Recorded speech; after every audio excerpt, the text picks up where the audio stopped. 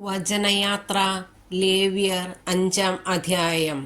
സാക്ഷ്യം നൽകാൻ ശപഥപൂർവം ആവശ്യപ്പെട്ടിട്ടും താൻ കാണുകയോ മനസ്സിലാക്കുകയോ ചെയ്ത കാര്യം ഏറ്റുപറയായ്ക മൂലം പാപം ചെയ്യുന്നവൻ അതിൻ്റെ കുറ്റം ഏൽക്കണം.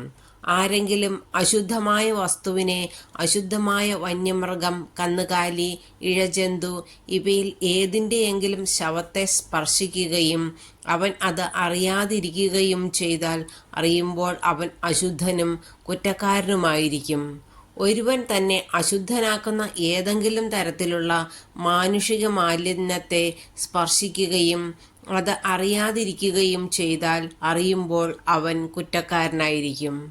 നന്മയാകട്ടെ തിന്മയാകട്ടെ താൻ അത് ചെയ്യുമെന്ന് ഒരുവൻ അവിവേകമായി ആണയിട്ട് പറയുകയും അക്കാര്യം വിസ്മരിക്കുകയും ചെയ്താൽ ഓർമ്മിക്കുമ്പോൾ അവൻ കുറ്റക്കാരനായിരിക്കും. ഇവയിൽ ഏതെങ്കിലും കാര്യത്തിൽ ഒരുവൻ കുറ്റക്കാരനാണെങ്കിൽ അവൻ തൻ്റെ പാപം ഏറ്റുപറയണം. അവൻ ഒരു പെൺചെമ്മരിയാടിനെയോ പെൺകോലാടിനെയോ കർത്താവിന് പാപപരിഹാര ബലിയായി അർപ്പിക്കണം. പുരോഹിതൻ അവനു വേണ്ടി പാപപരിഹാരം ചെയ്യുകയും വേണം. ആട്ടിൻകുട്ടിയെ നൽകാൻ കഴിവില്ലെങ്കിൽ അവൻ്റെ പാപത്തിന് പരിഹാരമായി 2 ചെങ്ങാലികളെയോ 2 പ്രാവിൻകുഞ്ഞുങ്ങളെയോ കർത്താവിൻ്റെ മുൻപിൽ കൊണ്ടുവരണം. ഒന്ന് പാപപരിഹാര ബലിക്കും മറ്റേത് ദഹനബലിക്കും. അവയെ പുരോഹിതൻ്റെ അടുക്കൽ കൊണ്ടുവരണം. പുരോഹിതൻ ആദ്യം പാപപരിഹാര ബലിക്കുള്ളതിനെ അർപ്പിക്കണം. അതിൻ്റെ കഴുത്ത് പിരിച്ചൊടിക്കണം, തല വേർപെടുത്തരുത്. ബലി അർപ്പിച്ച പക്ഷിയുടെ കുറെ രക്തമെടുത്ത് പുരോഹിതൻ ബലിപീഠത്തിൻ്റെ പാർശ്വത്തിൽ തളിക്കണം. ശേഷിച്ച രക്തം ബലിപീഠത്തിൻ്റെ ചുവട്ടിൽ ഒഴുക്കിക്കളയണം. ഇത് പാപപരിഹാര ബലിയാണ്. രണ്ടാമത്തേതിനെ വിധിപ്രകാരം ദഹനബലിയായി അർപ്പിക്കണം. പുരോഹിതൻ അവനു വേണ്ടി പാപപരിഹാരം ചെയ്യണം. അപ്പോൾ കുറ്റം ക്ഷമിക്കപ്പെടും.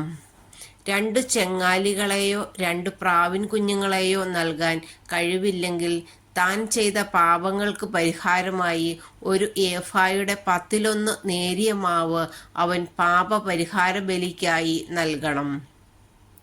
പാപപരിഹാര ബലിക്കു വേണ്ടിയുള്ളതാകയാൽ അതിൽ എണ്ണയൊഴിക്കുകയോ കുന്തിരുക്കമിടുകയോ അരുത്. അത് പുരോഹിതൻ്റെ അടുക്കൽ കൊണ്ടുവരണം.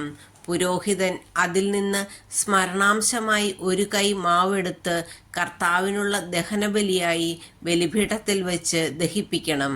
ഇത് പാപപരിഹാര ബലിയാണ്. മേൽപ്പറഞ്ഞവയിൽ ഒരുവൻ ചെയ്ത പാപത്തിന് പുരോഹിതൻ അവനു വേണ്ടി പരിഹാരം ചെയ്യണം. അപ്പോൾ കുറ്റം ക്ഷമിക്കപ്പെടും. ശേഷിച്ച മാവ് ധാന്യ ബലിയിലെന്ന പോലെ പുരോഹിതനുള്ളതാണ്. പ്രായശ്ചിത്ത ബലി. കർത്താവ് മോശയോട് അരുളി ചെയ്തു, കർത്താവിന് നൽകേണ്ട കാണിക്കകളുടെ കാര്യത്തിൽ ആരെങ്കിലും അറിയാതെ തെറ്റ് ചെയ്താൽ വിശുദ്ധ മന്ദിരത്തിലെ നിരക്കനുസരിച്ച് നീ നിശ്ചയിക്കുന്നത്ര ഷെക്കൽ വെള്ളി വിലയുള്ള ഊനമറ്റ ഒരു മുട്ടാടിനെ ആട്ടിൻപറ്റത്തിൽ നിന്ന് പ്രായശ്ചിത്ത ബലിയായി അർപ്പിക്കണം. വിശുദ്ധ വസ്തുക്കൾക്ക് നഷ്ടം വരുത്തുന്നവൻ പരിഹാര തുകയും അതിൻ്റെ 5-1 കൂടി പുരോഹിതനെ ഏൽപ്പിക്കണം. പുരോഹിതൻ പ്രായശ്ചിത്ത ബലിക്കുള്ള മുട്ടാടിനെ അർപ്പിച്ച് അവനു വേണ്ടി പാപപരിഹാരം ചെയ്യട്ടെ. അപ്പോൾ അവൻ്റെ കുറ്റം ക്ഷമിക്കപ്പെടും. കർത്താവ് വിലക്കിയിട്ടുള്ളവയിൽ ഏതെങ്കിലും ഒന്ന് പ്രവർത്തിച്ച് പാപം ചെയ്യുന്നവൻ അറിയാതെയാണ് അത് ചെയ്തതെങ്കിൽ തന്നെയും കുറ്റക്കാരനാണ്. അവൻ തൻ്റെ തെറ്റിന് ഉത്തരവാദിയായിരിക്കും. പ്രായശ്ചിത്ത ബലിയുടെ ചെലവനുസരിച്ച് നീ നിശ്ചയിക്കുന്ന വിലയ്ക്കുള്ളതും ഊനമറ്റതുമായ ഒരു മുട്ടാടിനെ അവൻ ആട്ടിൻപറ്റത്തിൽ നിന്ന് പുരോഹിതൻ്റെ അടുക്കൽ കൊണ്ടുവരണം.